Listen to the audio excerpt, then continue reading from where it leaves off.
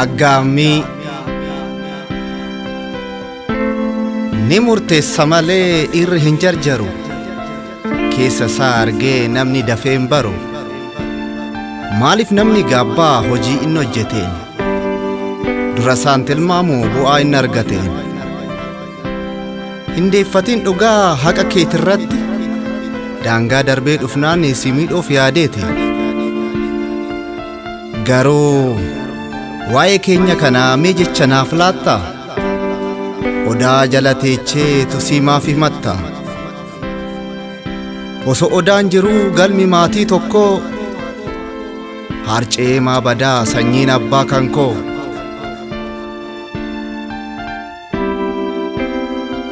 Waa'ee joobiraa kan allaattiin firaa mirgisaa tuqamee kan aggaamee dhiise waa ta'e naa bara. Joobir gaara mormor firrisaa shimbira soorata nyaatullee allaattiidhaaf fira. Maarree mukti guddaa manni irra jiru shimbiraan marfamee jiguuf gitintiru. Qilleensa komachuu isa sababeeffachuu ofiillee rakkachuu ta'egaa jireenyi joobiraa hunda dandamachuu shimbiraan rakkachuu raakamaa jiraachuu akkas ta'e ni raaka'e. Ilaa joobiratu waan tokko balleesse shimbirri yoo saamtu kabachiisuu dhiise aggaameetu isaa kochoosu sochoose. Shiira shimbiraatu isatti mul'anne argaa ishee tuffatee fageessuuf hin feene. Amma hubateera shiira shimbirroota kan wal gurmeessanii nasaamuuf soorata.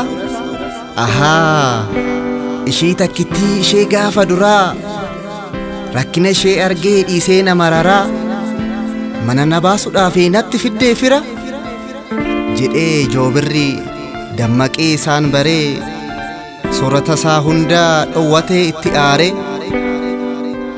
Shimbirroonni kunis amma hoomaa qabu. Joobirri dammaqnaan dirqamsiisuu jalqabu. Mana isaa keessaa ari'uuf jedhanii mukuma qabeenya isaa irratti lolaan jalqabani. Ilaa balleessan ifaa kan joobira gaafa aggaamee dhiisuu hin balleessuuf bira murteessuu dadhabee jiruun hanga baddu isarraa. Mannis weeraramee amma shimbiraan rakkatu maal argata yoona gaabbee kan laaffatu. Kanaaf haadha hirkoo mudhii kee sabbataan marattee fuula ijoollummaa anaaf gubaa gootee jettee dhiistee ana ilma kan kee yaaddoo natti buuste. Kanaafan joobira sisa'een keessi koo isallee na laalte. Anis ilmi kan kee sirraa baradheera gootummaa kiyyallee sirraa argeen jira. Dogoggora keellee anis argeen jira. Abshir haadha kiyya sabbata ni hidhattu kan itti ciccitu kan itti gubattu amma hin agartu. Aggaametii miti kan aggaamu sitti lammata hin agartu.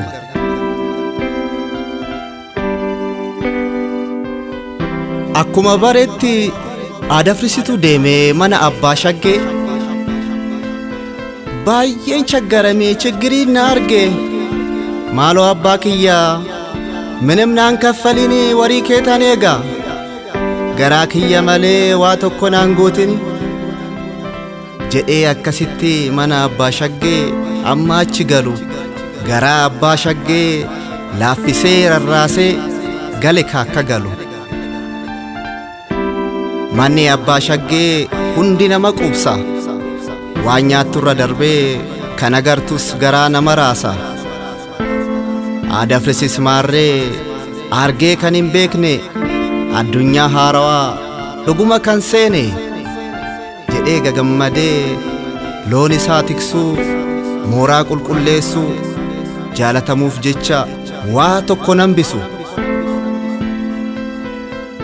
Maarree abbaan shaggee dhuguman argadhe mucaa Adafrisi loowwan kiyya kinoo marrachuu dhiisanii jaaladhe anisi jecha jajuu qabe amanuu jalqabe Adafrisis maarree cireef laaqanni isaa dura kan nyaatu loowwan tiksaa amma akkasii miti seenee kara manaa abbaa shaggee waliin kan dhugulleen buna intala abbaa shaggee sun bareeda Adafris agartee jibbite waa hunda akkamitti gurbaan miila qullaa koffoo fooxa lootaa maaliif mana gala jettee aartee abbaatti dubbatte deebii abbaa dhabnaan shaggeen aartee dhiiste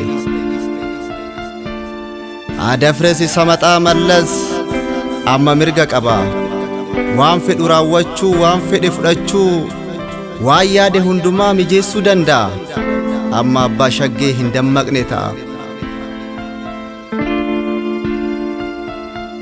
Adafrisis maarree bubbulee waan shaggee jibbitu sirreessuu eegale shaggee bira hiiqaa ijaallibuu qabe abbaa shaggee tasaa Adafris irratti qaqqabe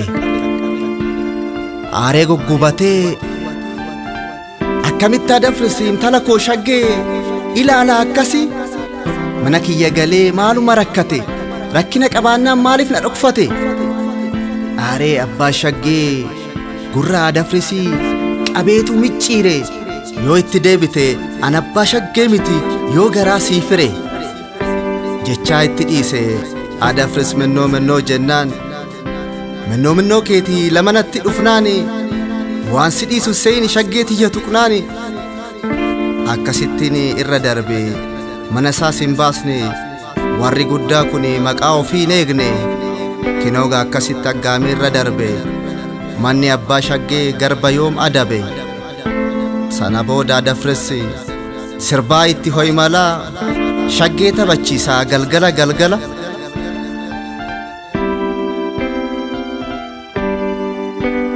shaggeenis Adafris michuu goote hamma abbaa shaggee miti Adafrisitu damma abbaa ishee dhoksitee ni laatti hunduma